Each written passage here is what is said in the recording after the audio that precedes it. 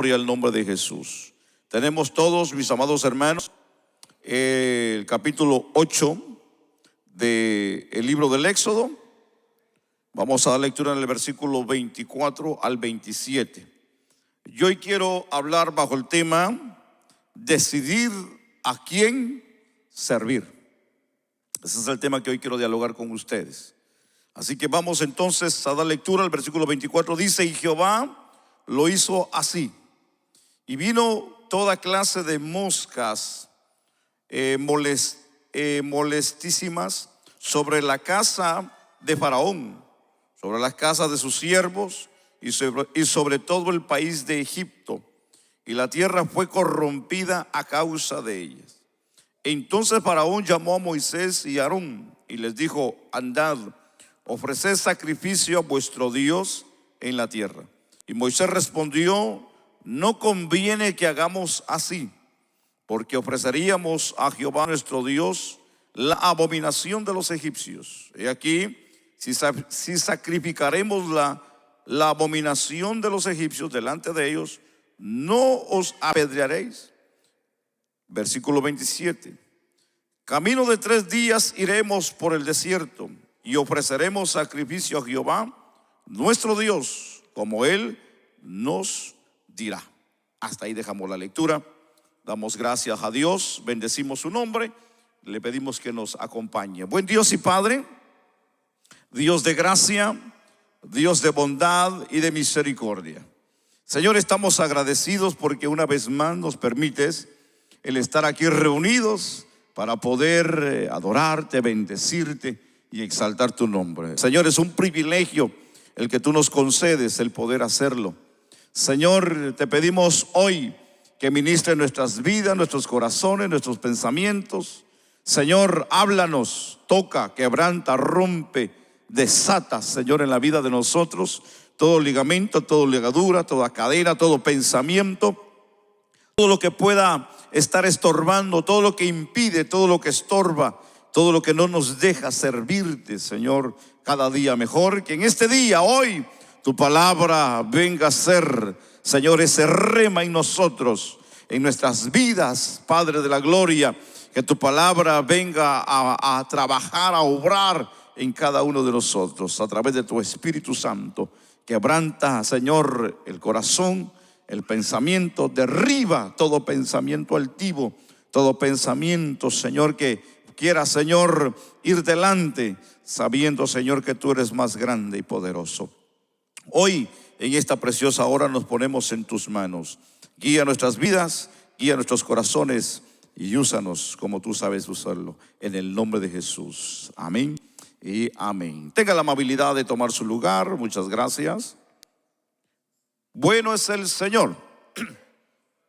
Hemos estado hablando de un tema muy interesante y son las plagas que sucedieron en Egipto.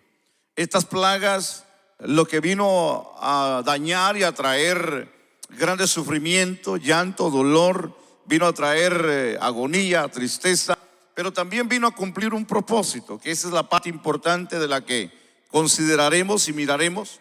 A pesar de que Egipto ha sido y será un lugar de mucha historia, donde ha quedado una historia interesante. Todavía los arqueólogos, los historiadores y todos los que estudian las ruinas no han todavía encontrado a profundidad esta vida que se vivió en Egipto. Es interesante pensar que tras de esas pirámides, columnas y esas calles pavimentadas de rocas tienen un sinnúmero de historia interesante. A pesar de que esta gente fueron idólatras, fueron personas rebeldes, fueron personas que tuvieron tal vez un buen propósito o que tal vez se mostraron buenos con su prójimo, mas sin embargo fueron de una manera castigados por Dios.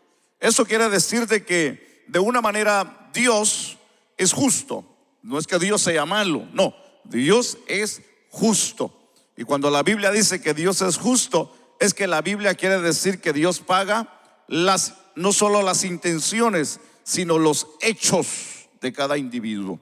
¿Qué quiero decir con esto? De que si alguien trata la manera de hacer lo correcto, buscar a Dios cada día, no le va a pagar igual como aquel que está haciendo mal. No le va a dar igual como aquel que odia. No le va a dar igual como aquel que busca el mal para alguien. No le va a pagar igual. Eso sería un Dios injusto. Pero Dios es justo. Y la Biblia dice, hermanos, que Dios mira de cerca al humilde y de lejos, dice la Biblia, que mira al altivo. Entonces Dios es justo. Dios pesa los corazones y sabe quién está fuera de la balanza. Y de esa manera es que Dios trabaja a la vida. Por eso que cuando nosotros vemos las historias de la Biblia, como personajes de una manera, a pesar de que fueron faltosos o fallaron, pero se arrepintieron. Y ese arrepentimiento les trajo una restauración. Hoy queremos entenderte que no somos perfectos. No llegaremos en esta vida a una perfección hasta que nosotros pasemos de esta vida y llegaremos a la presencia de Dios. Entonces nuestras vidas llegarán a ser perfectas en Dios. Mientras en esta tierra luchamos, batallamos y cada día luchamos contra viento y marea y todo lo que pueda venir a nuestra vida. Pero eso no quiere decir que tenemos que ser movidos o guiados por lo que muchas las veces nos puede gustar o atraer o aquello que va en contra de nosotros. Hay que entender que la vida cristiana es una vida no solo de ejemplo, sino de esmero, de sacrificio, de esfuerzo y de cada día nosotros anhelar y saber a quién nosotros servimos en esta vida. Recordar que Dios ha tenido misericordia. Y con esto lo que yo quiero decir no es para ponerle miedo, no es eso, sino sencillamente es para entender quién es el Dios de la Biblia. El Dios de la Biblia es un Dios celoso, es un Dios de amor, es un Dios de misericordia. Pero en estos pasajes de la Biblia que hemos estado considerando del libro del Éxodo, vemos a un Dios que tiene ira, un Dios que se enoja, un Dios que castiga el pecado, un Dios que hace como Él decide hacer y cuando Él quiere hacerlo. Así que la historia es maravillosa, es interesante. El domingo pasado hablábamos del capítulo 7 al capítulo 8 y mirábamos las dos primeras plagas y mirábamos la plaga de lo que se conoce como la plaga del río Nilo. Se recuerda que convirtió en sangre. También mirábamos que de ese mismo río el Señor hace que salieran las ranas para poder darles una enseñanza y a la misma vez un castigo a este pueblo. Y eso lo leímos en el versículo 6, donde terminamos en el capítulo 8 el domingo pasado. Pero del 6 al 11 la Biblia dice, y voy a leer otra versión interesante, y dice: y extendió Aarón su mano sobre las aguas de Egipto, y las ranas subieron y cubrieron la tierra de Egipto, y los magos hicieron lo mismo con sus encantamientos, e hicieron subir ranas sobre la tierra de Egipto. Entonces Faraón llamó a Moisés y a Aarón y le dijo: rogad al Señor para que quite las ranas de mí y de mi pueblo, y yo dejaré ir al pueblo para que ofrezcan sacrificios al Señor. Y Moisés dijo a Faraón: dígnate decirme cuándo he de rogar por ti, por tus siervos y por tu pueblo, para que las ranas sean quitadas de ti y de tus casas y queden solamente en el río. Y él respondió: mañana. Entonces Moisés dijo: sea conforme a tu palabra, para que sepas que no hay nadie como el Señor nuestro Dios.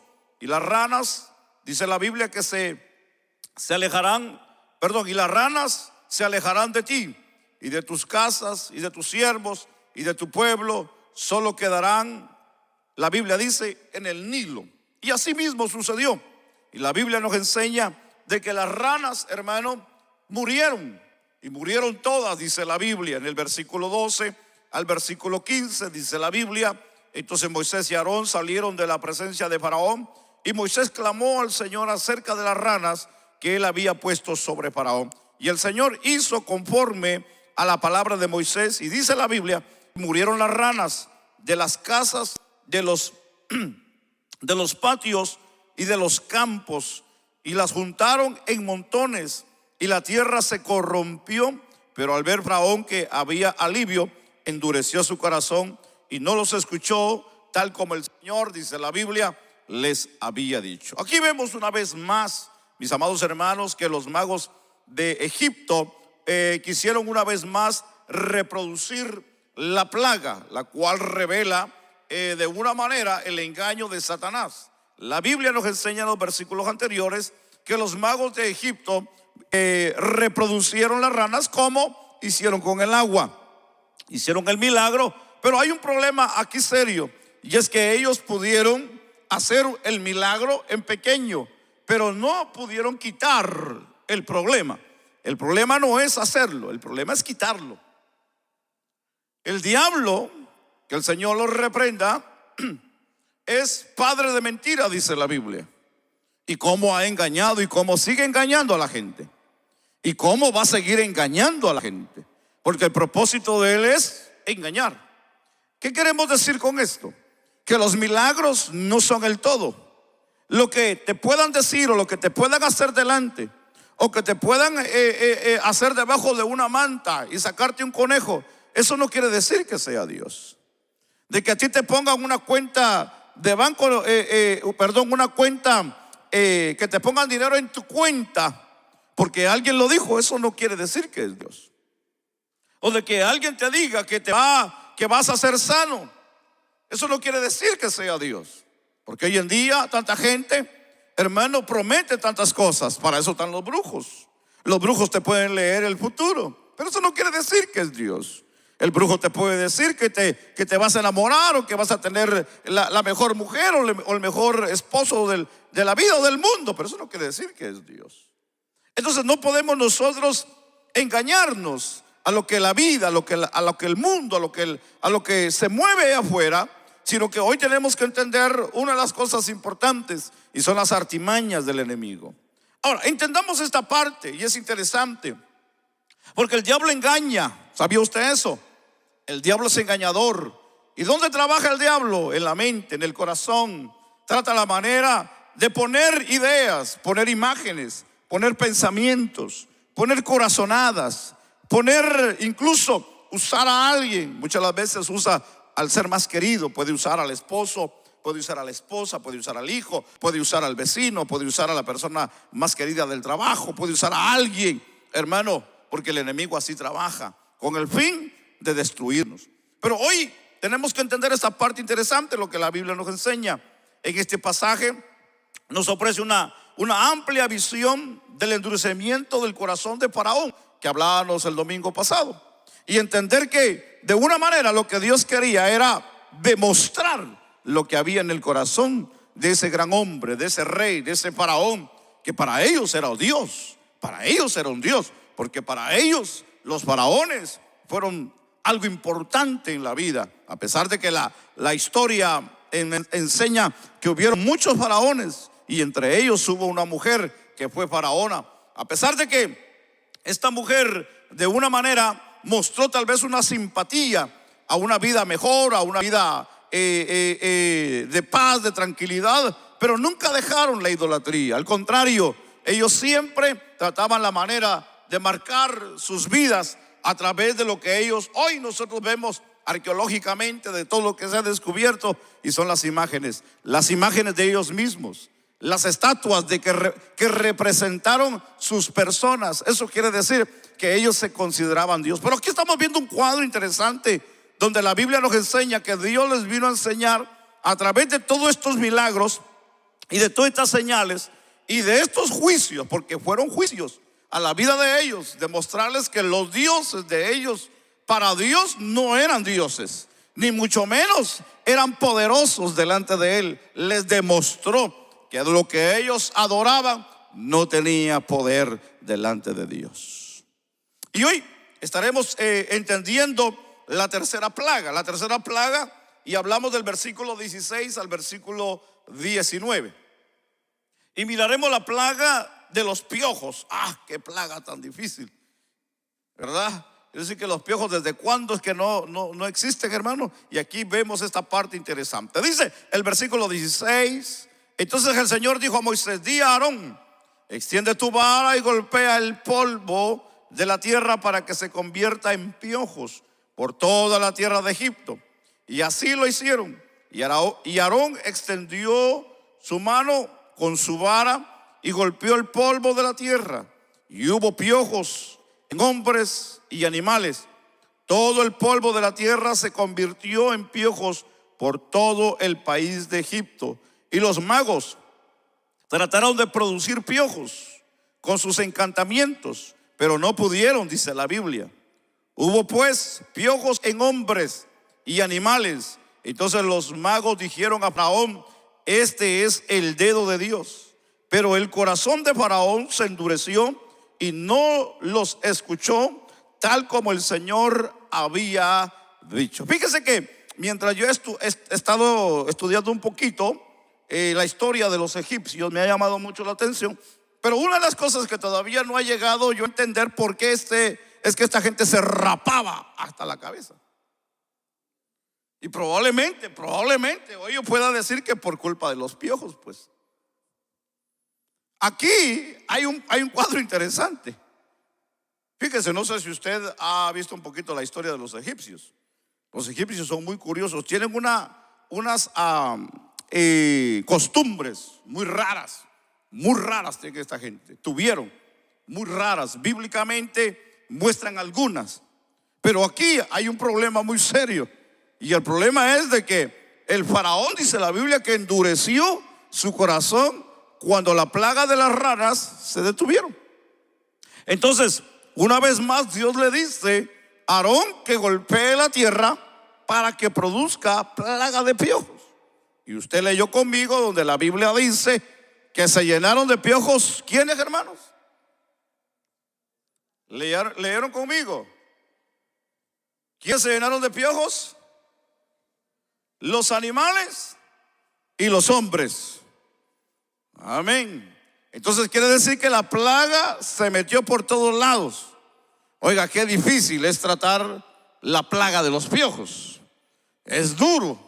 Dicen que esos piojos brincan. No sé en realidad si brincan y saltan. Dicen que se le puede pegar a alguien que tenga piojos caminando y le brinca. No sé. Pero la Biblia dice que aquí todo el país se llenó ¿de qué? De piojos. Dicen también que los piojos surgen por la suciedad. No sé, usted probablemente ha escuchado. Pero aquí hay un juicio. Este juicio, dice la Biblia, que le mandó que tocara la tierra, y la tierra fue lo que produjo los piojos. Es interesante pensar que hasta este momento los magos habían podido reproducir cada milagro realizado por Dios de lo que habían hecho. Imitaron el agua convertida en sangre, imitaron las ranas, pero aquí la Biblia dice que lo que no pudieron evitar o imitar fueron los piojos. La reacción de ellos fue interesante hacia Faraón y le dijo: esto es dedo de Dios. Reconocieron la grandeza de Dios, que Dios estaba en el asunto, a pesar de que la Biblia no nos enseña, más adelante nos va a enseñar un poquito de que la gente creyeron, el pueblo Egipto creyeron en Moisés, de que era un hombre de Dios, que era un hombre justo, aunque Faraón no lo demuestra. Pero la gente, de todo lo que estaba viendo y sufriendo, porque el faraón de una manera estaba en el palacio, pues tranquilo. El que estaba sufriendo y el que siempre sufre es el pueblo. Aquí vemos de que la Biblia dice de que, sin embargo, dice el versículo, que Faraón endureció una vez más su corazón y no los escuchó, dice la Biblia, como el Señor ya se los había dicho. Es interesante pensar en esta parte o en esta plaga, que finalmente, mis amados hermanos, reconocieron la intervención de Dios, en este caso que fueron los brujos, los magos, y de una manera gradualmente Dios iba tratando con esta gente. Ahora, entendamos en esta parte y hablemos de la adoración de aquellos dioses falsos que se habían introducido en la misma vida de los egipcios y en su rutina diaria. Y aquí hay un detalle interesante que hoy nos debe de interesar, y es por qué Dios les mandó un juicio y que se puede ver inocentemente lo que para nosotros hoy es una plaga de piojos. Tal vez hoy hermanos, se puede tratar. En ese tiempo, si nosotros vamos, la Biblia dice que toda la tierra se llenó de piojos. Eso quiere decir de que no hubiese bastado, si hubiera existido algún veneno, como hoy, algún insecticida, no hubiera alcanzado ni aún lo que hoy existe para poder apaciguar o controlar esa plaga, porque la Biblia dice que todo el país, no fue solo una casa, no fue solamente el palacio, no, fue toda la tierra de Egipto que se llenó de piojos. Imagínense toda la gente rascándose la cabeza. Esa era una locura, ver los animales empiojados, hermano. Ver la gente empiojada, las mujeres, los niños, eso fue algo, hermano, serio, pues. Entender esa grande agonía, ese grande, pienso que tal vez dolor, porque la palabra piojo probablemente dicen el diccionario que puede significar mosquito. Aunque el mosquito aquí en su raíz, eso puede significar cubrir, picar o pellizcar, pero lo interesante es que un mosquito no puede hacer eso, sino que prácticamente lo que puede hacer un piojo es una picadura o mordida. Quiere decir que lo que estaban sufriendo era un problema serio de un animalito tan pequeño, hermano, que se les había metido en la cabeza, que se les había metido, hermano, en el cuerpo, los comenzó a hacer sufrir, pues. Pero la parte interesante aquí es de dónde es que se produce el piojo. El piojo sale de la tierra. Y la tierra para ellos aquí era interesante, porque para ellos la tierra significaba algo grande, y para ellos la tierra era Dios. Y aquí vemos la parte interesante del Dios Ger. Cuando vemos aquí la parte de lo que es el Dios Ger para ellos, eso era algo, ¿cómo podemos llamarle? Difícil de aceptarlo. El Dios es el Dios de la tierra para ellos. Y el hermano gemelo, porque dice la historia que tenía un hermano gemelo este Dios, y era el Dios Nut. Y este Dios Nut era el Dios era la diosa. Ellos dicen que era diosa, era mujer, era la diosa del cielo. Es decir que ellos, la idolatría de ellos era que todo lo que ellos tenían era Dios. El sol era un Dios, la luna era un Dios, la tierra era un Dios, el cielo era un Dios. Y aquí hay algo interesante en la historia, porque cuando vemos aquí, también nos enseña lo que la Biblia nos enseña en esta parte interesante, y es que este Dios para ellos era importante en lo que era el Dios de la tierra, que estaba estrechamente relacionada con la tierra en todas sus fases. Y este Dios era el que informaba al Dios Osiris sobre el estado de lo que es la cosecha. Quiere decir que el tocar la tierra de una manera con plaga era maldecir la tierra. Y para ellos la tierra era un Dios. Quiere decir que el Dios de la protección, el Dios de la fertilidad, el Dios de la bendición, pero el Dios de ellos estaba siendo golpeado por plaga de piojos. Ahora, es interesante pensar en esta parte que hoy para nosotros es importante, porque para ellos, déjeme mencionar, el Dios Osiris es el Dios más importante, o era el más importante de lo que se conocía como el Dios del panteón. Así se podía identificar. Era el Dios de la resurrección, era el Dios de la regeneración, y hablamos aquí del Nilo y de la fertilidad. Y también se le atribuía la invención de la agricultura y de la religión. Quiere decir que este Dios era un Dios grande, era más grande que el Dios de la tierra. Quiere decir que habían dioses superiores, y que los dioses menores tenían que ir a darle cuenta a los dioses mayores. Osiris era un dios mayor, Geb era un dios menor, y el dios Geb tenía que darle cuentas al dios Osiris. Entonces, para ellos, en su entendimiento, y a lo que ellos podían entender, es que el dios tierra tenía que pasar ahora un castigo, porque estaba fallándoles el Dios tierra estaba siendo confrontado y de una manera este Dios estaba siendo derrotado delante de ellos. Pero es interesante pensar en este Dios Heb. Es el Dios, como acabo de mencionar, de la tierra, y hermano gemelo que ellos decían del Dios Nut, que era la diosa del cielo. Pero miren lo que estas historias, hermano, están todas raras. Solamente le estoy mencionando historias que a menudo se presentan con piel verde, así ellos lo pintaban, y de un gesto con una serpiente o con una serpiente en la cabeza, y de una manera ellos representaban la fertilización, la fertilidad de la tierra. Él era el hijo de Shum, dice la historia, y de Tufmut. Y aquí, como hemos mencionado, que era el hermano gemelo, y no solamente era el hermano gemelo de Nut, sino dicen y decían ellos que era el mismo marido de esta diosa. Quiere decir que era un relajo, pues ahí. No solamente eran idólatras, sino que también, hermanos, mencionaban mucho lo que era, ¿cómo podemos mencionar esta parte entre los dioses?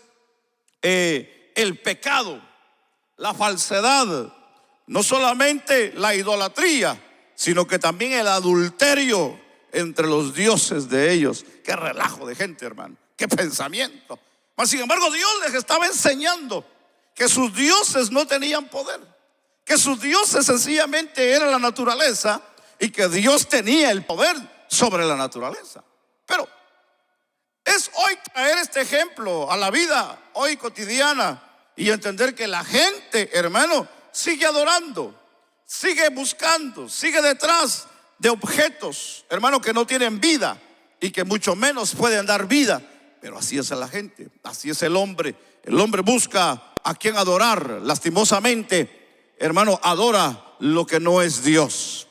Entendamos hoy esta historia, hoy interesante para nosotros, porque en esta parte de la adoración a los dioses falsos que se habían introducido a la vida de ellos, les había causado grandes problemas. Por eso que cuando nosotros vemos de esta forma, indiferentemente de la aparte ayuda que pueda haber representado los piojos, hubo un hombre, un turista, que visitó en cierta ocasión este lugar y dijo: es interesante ver la tierra de Egipto, la arena. Y él dijo: por un momento me quedé parado y de la arena comenzaron a salir una especie de animales tan pequeños que estaba entre toda la tierra de aquel lugar. Y dice, y de una manera me di cuenta que eran garrapatas. Y dice: pero ¿cómo es que pueden salir garrapatas de la arena? Pero la Biblia nos enseña, y es entender que en aquella tierra fue maldecida. Aquella tierra, hermanos, fue tocada por Dios. Tal vez hoy no se ve o no se quedó, porque la Biblia dice, hermanos, que Moisés paró aquella plaga, pero quedaron marcas, quedaron historia, quedó aquello de lo que Dios vino a hacer a la vida de esta gente. Entender rápidamente la cuarta plaga es interesante bíblicamente, y hablamos aquí en el versículo 20 al versículo 23. Vaya conmigo a la Biblia. Y el Señor le dijo a Moisés: levántate muy de mañana y ponte delante de Faraón cuando vaya al agua, y dile así así dice el Señor: deja ir a mi pueblo para que me sirva, porque si no dejas ir a mi pueblo, he aquí enviaré enjambres de insectos sobre ti, sobre tus siervos, sobre tu pueblo y dentro de tus casas, y las casas de los egipcios se llenarán de enjambres de insectos, y también el suelo sobre el cual están. Mas en aquel día yo pondré aparte la tierra de Gosén, en la que mora mi pueblo, para que no haya ahí enjambres de insectos, a fin de que sepas que yo, el Señor, estoy en medio de la tierra, y yo haré distinción entre mi pueblo y tu pueblo. Mañana tendrá lugar esta señal. De esa manera es que Moisés llegaba a la presencia del faraón para decirle lo que Dios quería que se hiciera. Más sin embargo, al final de la historia, siempre la Biblia dice que Faraón endurecía el corazón. Pero sucedía el juicio, sucedía la señal. Y este es un caso, una vez más, que la Biblia nos enseña en esta parte interesante. Pero es interesante pensar la diferencia que hace Dios entre el pueblo de Egipto y el pueblo de Dios. Y habla de Gosén. Gosén, donde habitó José, donde llegó y habitó su padre, que fue Jacob.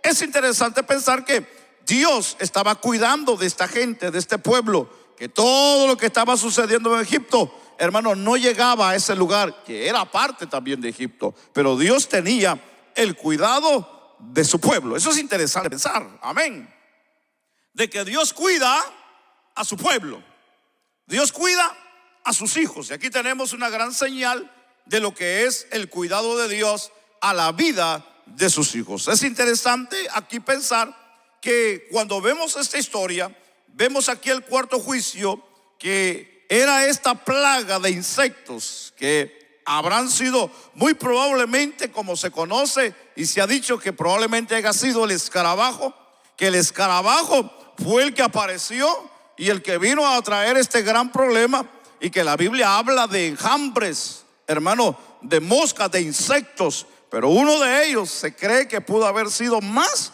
el escarabajo. El escarabajo, aunque es inocente, pero en plaga trae problemas. Pero no era tanto el problema que pudo haber traído, sino lo que significaba para ellos. El escarabajo para ellos, y se ha encontrado en lo que son los descubrimientos y en todo lo que es la arqueología, incluso en las momias y en todos los tesoros que han encontrado en las momias de Egipto, y hablamos de estos tiempos, son anillos de oro con escarabajos encima, y eso marca y dice la historia que para ellos el escarabajo fue bien importante. Hoy tenemos aquí un ejemplo bíblico que para ellos Dios hace que el escarabajo llegue para que los turbe, porque todo lo que salía y todo lo que venía de parte de Dios a la vida de ellos era para turbarlos, para demostrarles, para enseñarles de que todo lo que ellos adoraban, todo lo que ellos bendecían como Dios, en realidad no era Dios. Porque ahí una de las cosas que tenemos que considerar, que para ellos al principio pudo haber sido bendición, pero al final de ellos es que estaba haciendo de maldición a la vida de ellos. Entonces el pensamiento es interesante. Le estoy dando una historia de cómo Dios vino a trabajar en la vida de este pueblo por la mano de Aarón y de Moisés. Es interesante pensar, porque en todo lo que estos hombres hacían delante del faraón y demostrar esos juicios, el hombre cedía en el momento del dolor, en el momento del quebranto, en el momento de la aflicción. Decía: vayan y adoren, corran, váyanse de aquí. Pero cuando la plaga se quitaba, él decía no. Y la Biblia dice que endurecía una vez más el corazón. Pero en el versículo 24 al versículo 27, donde dimos lectura, me detuve por un rato y pensé en el corazón, como ya hemos hablado, en el corazón de Faraón. Entender que la Biblia dice que el corazón del hombre es engañoso más que todas las cosas. Y la Biblia dice: ¿quién lo entenderá? Aunque la Biblia da una pregunta, hace una pregunta, pero da la respuesta. Y el único que conoce y mejor que nadie el corazón del hombre es Dios. Entonces, ver a este personaje de una manera es entender a Nabucodonosor. ¿Alguien ha estudiado y leído en la Biblia al emperador, o al rey Nabucodonosor? Es interesante pensar que él había edificado, dice la Biblia, un gran imperio. Y hablamos cuando fue llevado cautivo Israel, ya hablamos de muchos años después, cuando Nabucodonosor con el imperio babilónico tiene el control a nivel mundial, si así se puede decir. Y este hombre se creía invencible, poderoso, se creía el hombre más importante, mas no sabía que estaba en un plan y en un propósito de Dios. Eso es lo interesante de Dios, que Dios, aunque el hombre no puede ver detrás de todo lo que se ve a nivel mundial, en la vida de la economía, en la vida de la política, en la vida social, Dios está detrás. Dios de una manera está trabajando para no solamente bendecir a un pueblo, sino también demostrarle a la gente que Dios es Dios y tiene poder en la vida del hombre. Que todo lo que hoy estamos viviendo son profecías que se han hablado por muchos años y que se han dicho. Hoy nosotros somos testigos porque entendemos que todo lo que estamos viviendo está en la Escritura, en la palabra de Dios. Pero el hombre carnal es difícilmente que entienda esto. Nosotros, a través de la Escritura, a través de la revelación ya revelada que Dios nos ha dado, entendemos que en todo hay un propósito y Dios está marcando la vida de este mundo. Aunque la gente, hermano, diga, y aunque la gente piense, y aunque la gente grite, y aunque la gente quiera poner sus límites y, como decimos, ¿verdad?, sus moños, Dios ya tiene un propósito para esta generación y para la generación venidera.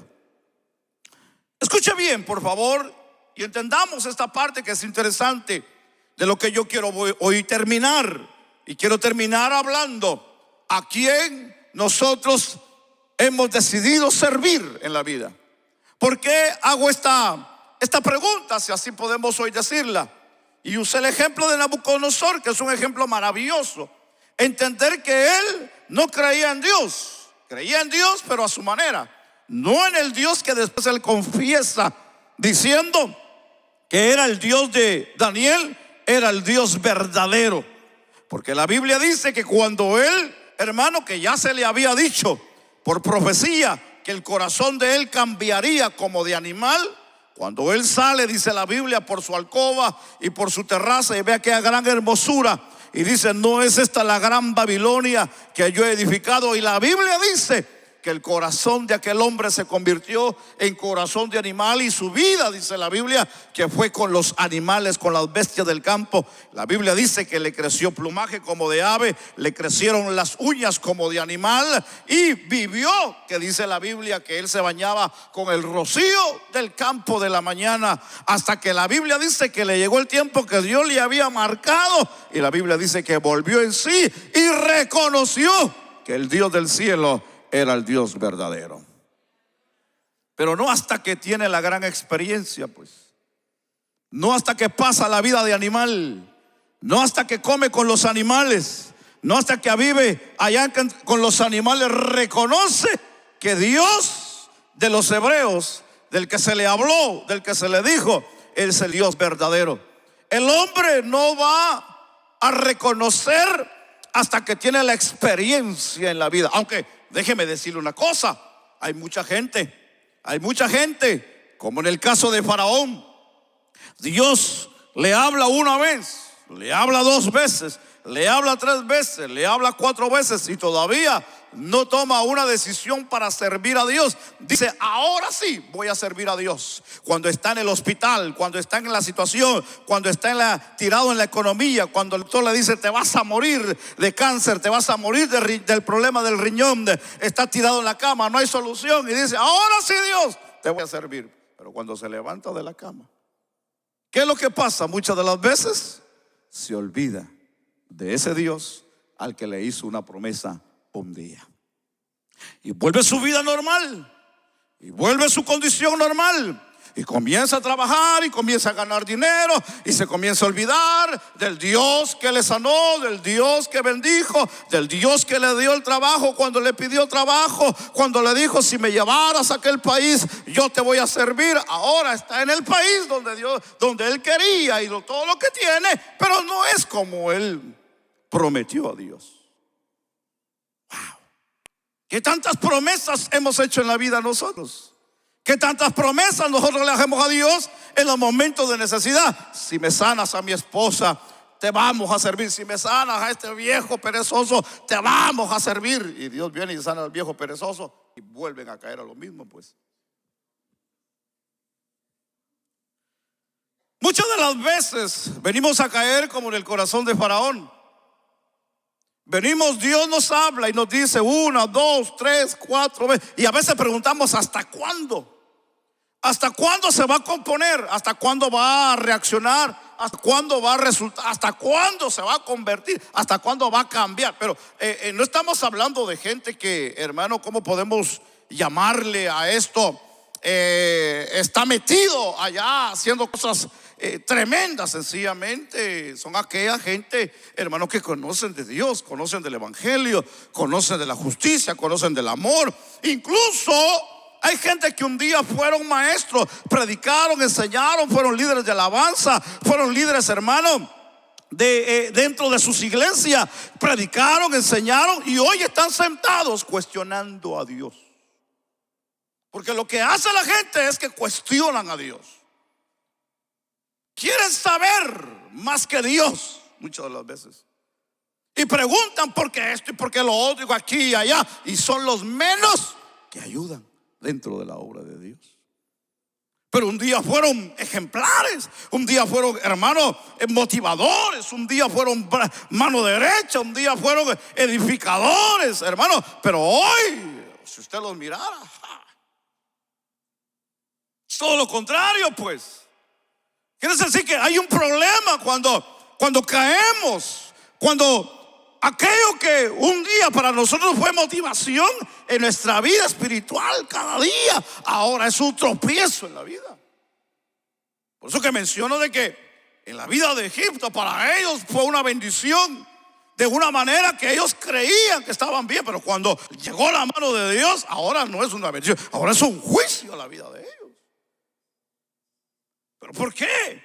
Porque había un corazón duro, había un corazón que no quería ceder. Es que, hermano, cuando hay alguien que se rehúsa a servir a Dios, hermano, hermano, Dios va a venir con mano fuerte.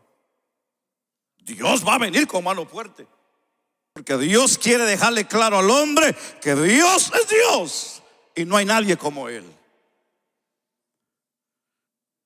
A mí me fascina entender la historia. Pero déjeme leerle lo que dice el versículo 24, porque ahí es donde queremos terminar, pues. Dice el versículo: así lo hizo el Señor, y entraron grandes enjambres de insectos en la casa de Faraón y en la casa de sus siervos y en todo el país de Egipto. La tierra fue devastada a causa de los enjambres de insectos, dice la Biblia. Se comieron, hermano, todo lo que era vegetación. Entonces llamó Faraón a Moisés y a Aarón y dijo: id, ofreced sacrificio a vuestro Dios. Y me gusta esta versión que leí porque dice, en la suya dice en la tierra, en esta versión dice dentro del país. Pero Moisés respondió: no conviene que lo hagamos así, porque es abominación para los egipcios lo que sacrificaremos al Señor nuestro Dios. Si sacrificamos lo que es abominación para los egipcios delante de sus ojos, ¿no nos apedrearán?, dijo Moisés. Entonces la Biblia dice: andaremos una distancia de 3 días de camino en el desierto, y ofreceremos sacrificios al Señor nuestro Dios, tal como Él, la Biblia dice, nos lo mandó. Ahora aquí entendamos la jugada que hace Moisés, porque hace una jugada interesante Moisés. Aquí lo que Moisés quería hacerle a Faraón era echarle gol. Pero Faraón quiso salirle adelante a la propuesta de Moisés. Porque si usted leyó conmigo, la Biblia dice que Faraón, una vez más, en su aflicción, le dice: vayan pues, sálganse, vayan y adoren a su Dios. Pero le dijo: pero no se vayan del país, quédense adentro. Qué interesante esa parte de la Biblia que habla, porque Moisés estaba peleando para sacar al pueblo. Faraón le dice: está bien, váyanse, pero quédense en el país. Faraón lo que no quería era soltar al pueblo del yugo que los tenía esclavos y que los tenía atados, porque si él sabía que se iban, los iba a perder para siempre.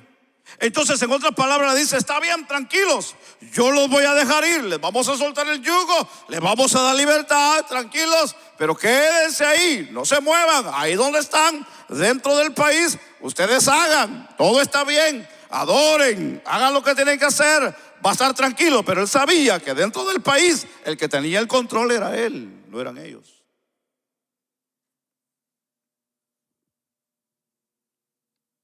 ¿Cómo el sistema, cómo el diablo puede manipular? ¿Cómo la vida nos puede tratar a nosotros? Muchas de las veces nos hace creer que todo está bien, que así como estamos, que así como caminamos, así como estamos obrando, todo está bien. Vas a la iglesia, cantas, levantas las manos, lees la Biblia, estás bien, estás tranquilo, no hay problema, vas para el cielo. ¿Quién le dijo a usted que vamos a ir al cielo de esa condición? Ese es el gran error y esa es la grande mentira. Mucha gente le dice: con que usted venga a la iglesia todo está bien. No le hace que aunque usted esté insultando allá afuera no tenga problema, aunque usted esté viviendo con 3 mujeres allá afuera, no le hace que usted esté mujer pecando allá afuera, aunque usted sea borracho, tranquilo, todos vamos a ir al cielo. Esa es una mentira, esa es una falsedad. Siga robando cuando Dios lo cambie, cuando Dios decida hacer. Ay, hermano, esto es difícil, pero es la verdad. Tenemos que hablar con la verdad de la palabra de Dios, porque hoy debemos de entender, y a mí me gusta y me fascina entender el corazón de un personaje en la Biblia. Y este personaje se llama Josué. ¿Han escuchado ustedes a Josué en algún momento de la vida? La Biblia nos enseña a este personaje, hermano, interesante en las Sagradas Escrituras. Déjeme ir a Josué. Déjeme ver si tengo este pasaje en la Biblia, porque me fascina que usted lea conmigo esta parte de lo que la Biblia nos enseña, mis amados hermanos. Déjeme ir a Josué capítulo 24.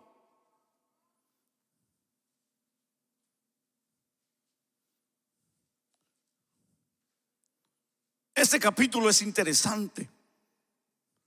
En el capítulo 24 voy a leer el versículo 1 y tal vez 2, y después me voy a ir hasta el 24, hasta más adelante. Y el versículo 1 dice: reunió Josué a todas las tribus de Israel en Siquem y llamó a los ancianos de Israel, sus príncipes, sus jueces, sus oficiales, y se presentaron delante de Dios. Y dijo Josué a todo el pueblo: así dice Jehová, Dios de Israel: vuestros padres habitaron antiguamente al otro lado del río, esto es, Taré, padre de Abraham y de Nacor, y servían, les dijo, a dioses extraños. Ahora, es interesante lo que dice el versículo 15. Déjame leer el versículo 14 para entender. El versículo 14 dice: ahora pues, temed a Jehová y servidle con integridad y en verdad, y quitad entre vosotros los dioses a los cuales sirvieron vuestros padres al otro lado del río y en Egipto, y servid, les dijo, a Jehová. El versículo 15 es el que me fascina entenderlo, y dice: y si mal os parece servir a Jehová, escogeos hoy a quien sirváis, si a los dioses de quienes sirvieron vuestros padres cuando estuvieron al otro lado del río, o a los dioses de los amorreos en cuya tierra estáis. Dice: pero yo y mi casa, le dijo, serviremos a Jehová. 3 opciones, 3 le dio Josué, 3 les dio en este monte de la decisión que se conoce. El versículo 23, el versículo 22, 23 y 24 son unos capítulos claves en esta parte. Pero aquí me llama la atención este versículo, porque les da 3 opciones: a los dioses de sus padres, al otro lado del río, hablando de Taré, el padre de Abraham? O les dice, o a los dioses que ustedes aquí en esta tierra hoy ustedes viven, o a Jehová. Pero él les da el ejemplo. Eso es lo que a mí me fascina, porque el ejemplo es extraordinario. Y le dice, pero yo y mi casa vamos a servir a Jehová. Cuando hablamos de que aquí Josué se puso de ejemplo de casa, habló de casa. Él dice, yo y mi casa. Y cuando dice él y su casa, se está refiriendo a todos los que viven dentro de su casa. Y cuando nosotros hablamos aquí de esta parte interesante, hermanos, de lo que estaba hablando Josué, aunque han habido algunos críticos, mis amados hermanos, que a estas palabras las han llamado loqueras o locas. Karl Marx opina que fueron palabras sin ninguna base a lo que se podía entender la vida. Mas sin embargo, en este caso Josué ocupa el lugar destacado y amplio. En los tres últimos capítulos, 22, 23 y 24 del libro de Josué, están dedicados a ese fin. En el caso 24, del versículo 24, la despedida era general a todo el pueblo, porque aquí estamos viendo una despedida. Y la despedida era que Josué ya estaba a punto de partir y iban a empezar otras nuevas generaciones. Entonces la generación de Josué ya estaba ya por culminar. Era que tenían que emprender una nueva generación en este tiempo. Estamos hablando de un final. Josué ya era un hombre viejo, avanzado de edad, y había terminado su misión. Ahora él los confronta y le dice, bueno, ustedes, les dice, ustedes han conocido, han visto las maravillas de Dios. Ustedes ya ahora son grandes, son viejos, ya somos generaciones avanzadas. Yo ya estoy a punto de partir de esta tierra. Pero ¿qué hay ahora de sus casas de ustedes? Ustedes quieren servir a los dioses de antes, ustedes háganlo. Ustedes quieren servir a los dioses presentes, ustedes háganlos, no hay ningún problema. Si ustedes quieren servir a Dios, perfecto, no hay ningún problema, les quiso decir.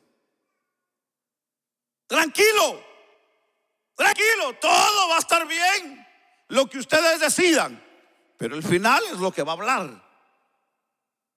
El final es lo que va a hablar, no de lo que se empieza, no de lo que se dice, no de lo que se publica, no, sino el final de todo ello.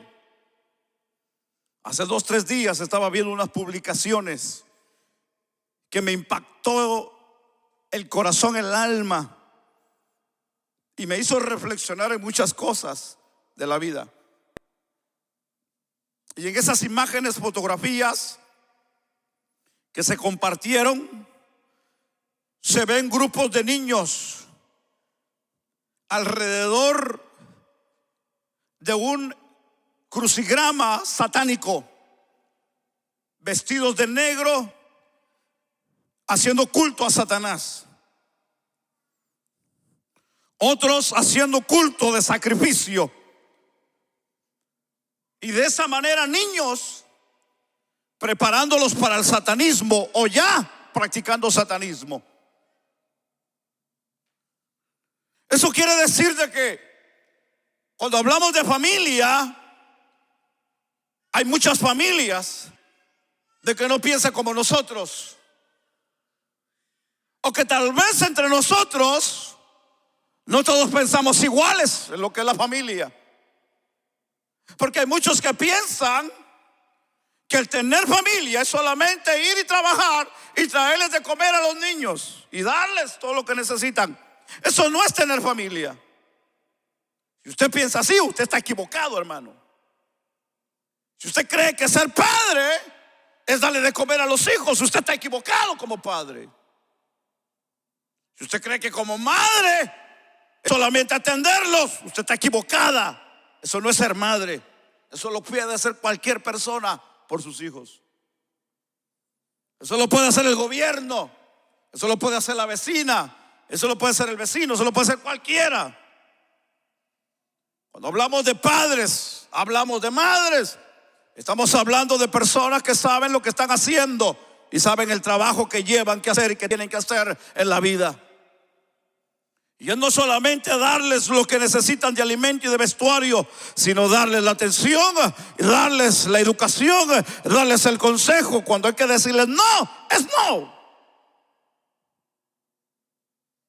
Ay, es que va a llorar mi niño. Que llore pues. Es mejor que llore ahorita y que mañana usted no se lamente que ese hijo va a estar metido en droga, va a estar metido en gangas, o que va a hacer algo que a usted le va a afectar toda la vida. Muchas de las veces confundimos. Ese es el ejemplo que Josué viene y trae y dice: pero yo y mi casa serviremos a Jehová. ¿Quiere que le diga una cosa? Hoy y siempre ha sido un problema, y será dificultoso y será difícil, hermanos, que toda la casa sirva a Dios completos. Aquí hay familias incompletas hoy aquí en esta casa. Hay algunos que solamente vinieron ellos, sus hijos no están. Hay algunos que solamente sus hijos vinieron y sus padres no están. Hay unos que solamente vino la madre, la hija, y uno vino que solo el padre y los hijos están aquí, y muchas de las veces ni ellos están. La importancia de educar a nuestros hijos en las cosas de Dios, la importancia de enseñarles quién es Dios, la importancia de decirles que hay que tener temor y reverencia a ese Dios grande y maravilloso, la importancia de decirles quién es Dios en la vida nuestra, lo importante de nosotros enseñarles a nuestros hijos, porque esa es la próxima generación que se levantará, que vivirá. Pero la pregunta es: ¿cómo va a vivir esta generación si no les enseñamos de Dios? ¿Qué camino van a agarrar ellos? ¿Cuál va a ser el final? Usted puede ver a sus hijos en 10, 20 años más adelante cómo van a ser. ¿Usted se los puede imaginar? ¿Usted se los puede imaginar? ¿Cómo van a ser sus hijos en 10, 20, 30 años? Por si llegan, por si alcanzan a vivir. ¿Usted se los imagina cómo van a ser? ¿Usted se imagina a sus hijos cómo van a ser mañana? ¿O no se los imagina? Si no se los imagina, hoy le invito a que se imagine un poco, pues, cómo van a ser sus hijos mañana. Cuando usted ya esté ya más grande de edad y ya no pueda caminar y ya no pueda valerse por usted mismo, ¿qué sus hijos van a hacer? ¿Cómo lo van a tratar? ¿Qué cariño le van a dar? A ver si no nos van a tirar, hermano, a un asilo de ancianos. No tenemos nada con los asilos de ancianos. Gloria a Dios por los asilos de ancianos, que hay un lugar donde ir a morirnos, hermano.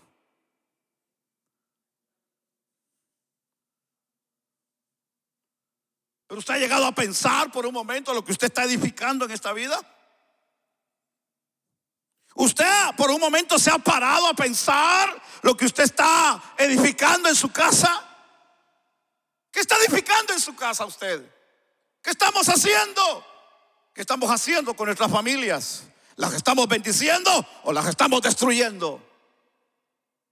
Josué hoy es el ejemplo grande de enseñarnos de que él dijo: lo que ustedes quieran hacer, ese es problema de ustedes, pero yo y mi casa, dijo, yo voy a servir a Dios, aunque me cueste, aunque llore, aunque no me quieran por decirles que no hagan eso, aunque el regaño les cause dolor, pero yo sé que un día lo que vamos a cosechar en la vida de ellos va a ser algo maravilloso, pues.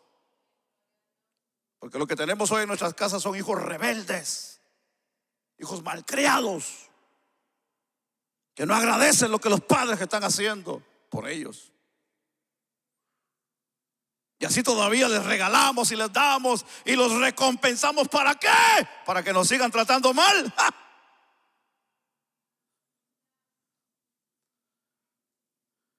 ¿A quién vamos a servir, pues? ¿Vamos a servir a Dios o vamos a servir a los dioses ajenos? Moisés dijo: no vamos a adorar aquí. El faraón le dijo: quédate aquí. Le dijo: no, esta no es mi casa, le dijo. En otras palabras, Egipto no es mi casa. Dios dijo que salgamos a adorar y nosotros vamos a salir a adorar. No es lo que tú piensas, no es lo que tú crees, no es como tú quieres, no, sino es como Dios quiere, como Dios desea, como Dios quiere que hagamos. Esa es de la manera que Dios nos va a bendecir. Faraón le dijo, escuche, hermano, las ofertas de Satanás, las ofertas del mundo, las ofertas de la religión, las ofertas de todo lo que se mueve alrededor son buenas, hermano, son maravillosas, son tentativas. Las ofertas del enemigo son tentativas. Le digo en otras palabras, no te va a faltar nada, quédate aquí, van a tener comida, van a tener comodidad, porque una de las cosas que a nosotros nos afectan y nos mecen son las comodidades de la vida. Las comodidades de la vida son las que nos atraen. Faraón le dijo, quédate aquí, aquí tienen todo, tranquilo. Moisés dijo, no, Egipto no es nuestro lugar para adorar. No podemos adorar donde se adora a otro Dios. No podemos adorar donde se practican otras cosas. No podemos nosotros crecer donde hay idolatría. No podemos avanzar donde hay pecado. No podemos crecer donde no se adora al Dios verdadero.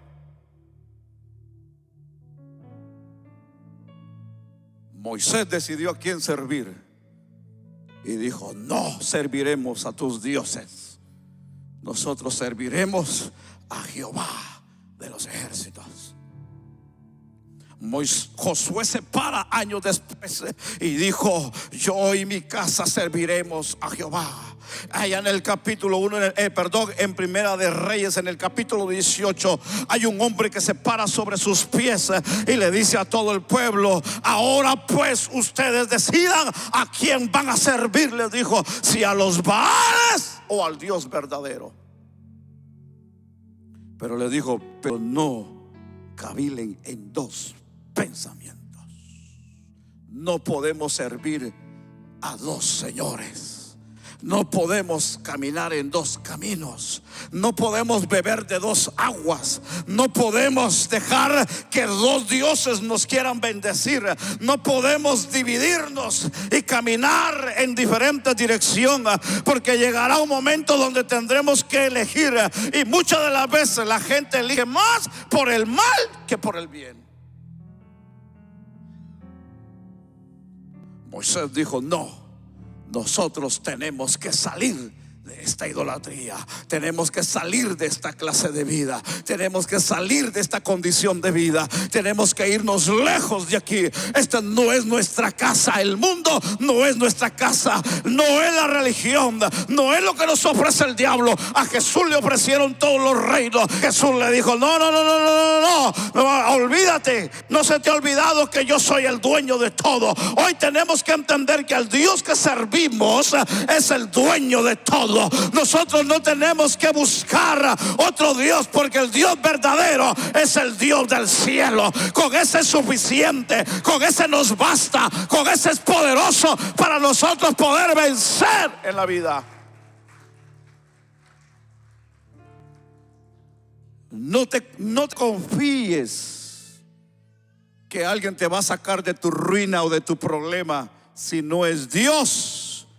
Dios, porque es el único que nos puede ayudar. Olvídate de otros que tal vez tú puedas decir, es que mi confianza está en el hermano, es que mi compadre me prometió, es que mi compadre me dijo. No, aquí no hay tío quien nos pase del río, hermanos.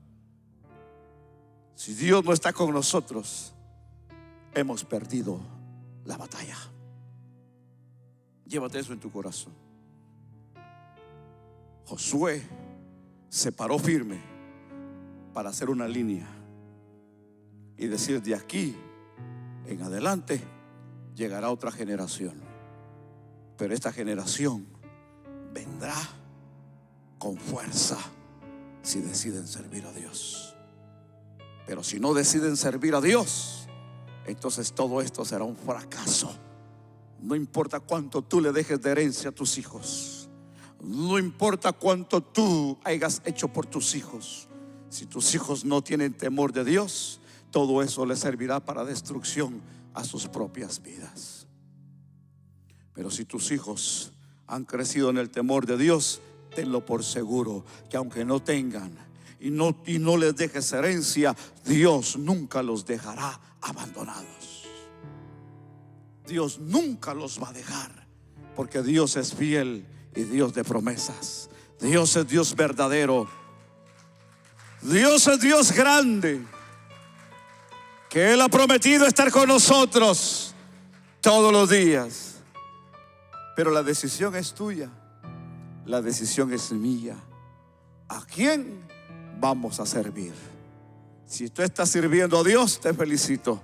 Pero si no lo estás haciendo, es para que hoy tú reflexiones en esta experiencia de la Biblia, de estos grandes hombres de ayer, que decidieron servir a Dios antes que a los dioses ajenos, antes que a los baales, antes que a sus propias opiniones y a sus propios pensamientos. Meditemos pues, ¿a quién serviremos? Yo hoy me levanto en el nombre del Señor.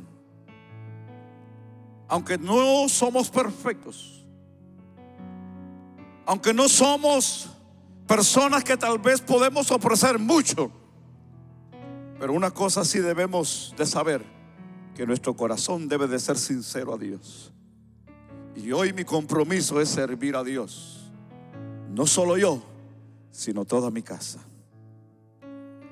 En esta madrugada hablaba con el Señor y le decía: Señor, mi deseo más grande es que mis hijos te puedan servir toda la vida. Señor, que mi esposa y yo podamos servirte todos los días de nuestra vida. Mi oración en esta madrugada le decía: Señor, no nos dejes caer y no nos dejes alejarnos de ti, Señor, porque no hay nada mejor que servirte a ti.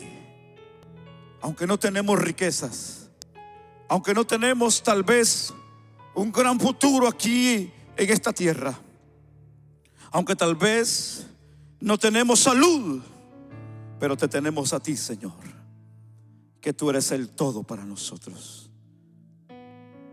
Que nuestras oraciones sean sinceras delante de Dios y que nuestro corazón sea sincero delante de Dios.